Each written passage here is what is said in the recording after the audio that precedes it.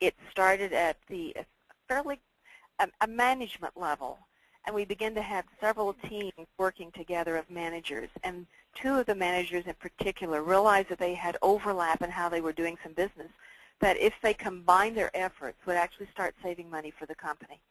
And out of that effort came 2 or 3 other things that really shifted how the business organized itself, and the results and the customer satisfaction evaluations.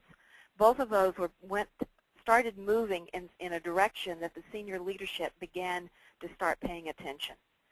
So it's finding a pocket of possibility, tying that to observable results, and letting it get noisy enough, frankly, that it starts bubbling to the top.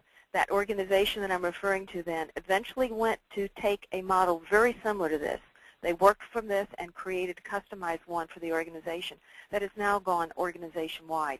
But it took, if I'm remembering correctly, almost 3 years for this to get to the full attention of the officer level.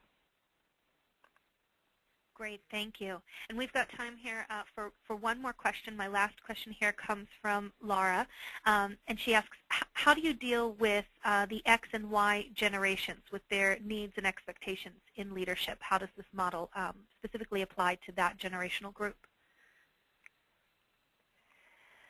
I would just make sure that whichever leader is embracing this, whether it, Laura, if it's you, just to be sure that you know how